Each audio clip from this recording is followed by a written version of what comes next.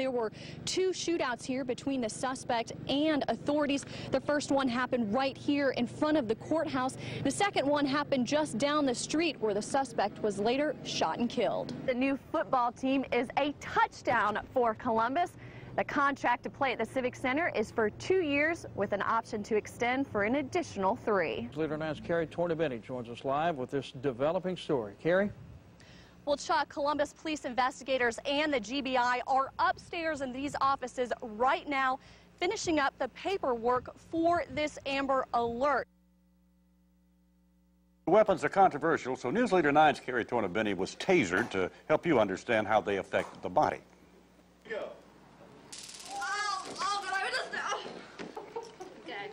That's it. It's over. And she obviously survived because she's here to talk more about it, Kari. Looks awful. Well, it sure is. Being tasered is extremely painful. The voltage not only attacks your pain sensors, but shuts down your muscle system. You can't move and your body just collapses. Although painful, the police department says it's the best way to subdue a dangerous suspect. In a matter of seconds, this officer is on the ground, unable to move. Each officer in training experienced the same devastating blow. Man, I felt like I got hit in the back with a truck. It hurts. I felt a burning sensation. I could feel the arc going from this finger over to this side where the other probe was. The weapon is painful and controversial. Several departments around the country have suspended their use after suspects have died. What people don't realize are the other variables associated with it. If you've got somebody out here high on PCP, high on crack, whatever their variable might be, that is what's causing the damage. Training Director Lieutenant Long says subduing a dangerous suspect with a taser is better than using a .45 caliber gun. If we injure a suspect while taking them into custody, the taxpayers have to pay for his medical treatment.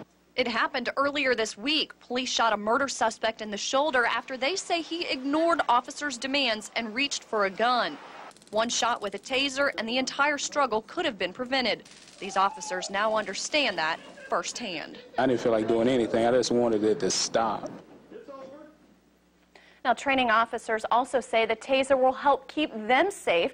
They won't have to engage a dangerous suspect and risk being injured. That, too, is expected to save taxpayer dollars because less money will be spent on workman's comp. You burned to the ground overnight. Columbus and Phoenix City firefighters fought that blaze. News Leader 9's Kari Finley was on the scene. Fierce and unpredictable, flames whipped through the old Jordan mill, igniting everything they touched. The power of it, I mean, it's just unreal. The fire spread quickly, engulfing the entire building within a matter of minutes. I smelled the smoke actually inside of my house.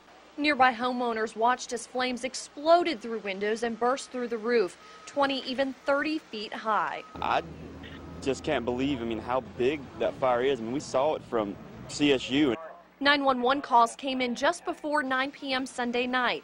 Callers reported seeing smoke and flames toward the back west end of the building. This old mill covers roughly an entire block, so to make sure that this fire did not spread to neighboring homes, firefighters set up a perimeter all the way around. Could y'all stay on this side of the street for me, please? Thank you. Police officers helped control onlookers and redirected traffic. Dozens of people were driving in just to see what was burning. Me and my daughter was at the store way down on Warm Springs Road, and we saw the red flames, and we decided to just follow the smoke. The fire was so intense and spread so quickly, firefighters could not contain it from within. When a fire gets going to this magnitude, it really feeds itself, and it just continues to grow and grow and grow. Firefighters suppressed the blaze from the building's edge, and just as fast as those walls crumbled, so did the city's plans to turn the old mill into loft apartments. It's a great loss for the city of Columbus. Something that could have been beautiful is now nothing but a charred shell. Kari Finley, WTVM News Leader 9. Kari says no one was hurt in the fire. Take your backpack off for me, please. Now go ahead and step on the scale. Colton Dillard is weighing in, and so is his book bag. I think it's actually a good idea so people won't have back problems in the future. His bag only weighs 2 pounds, well within the 15% recommendation. Some kids are at risk, though, and don't even know it. It doesn't feel heavy. It feels okay.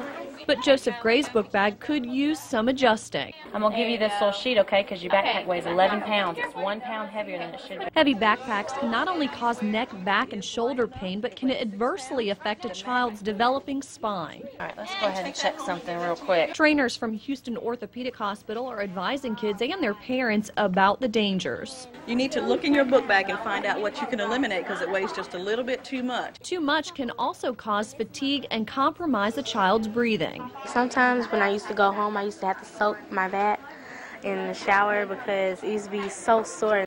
To prevent injuries, kids should also wear their bags correctly. This means using both shoulder straps. If not, a child's spine could begin to curve. Now, there is an easy solution to it all. I'm probably going to get one next year. The rolling book bag, the new way kids are carting around schoolwork, pulling instead of lugging. I didn't get a letter from Santa, but I wrote one off, and I think that's probably why I only did it a couple of times, because I never got a response. He never wrote back. Maybe it's lost in the mail, probably. We'll be right back. All right, thanks, Kurt. You can expect fewer American troops in Iraq next year. Today at the Pentagon, Defense Secretary Donald Rumsfeld said that troops will be moving out. Sonia Crawford has more. Alabama will also receive aid to help low-income families pay their heating bills this winter. Congress has allotted $16.7 million through the Energy Assistance Program. Last year, about 100,000 Alabama households qualified for assistance. A Columbus man is arrested for digging up his mother's remains. It happened overnight at Riverdale Cemetery on Victory Drive.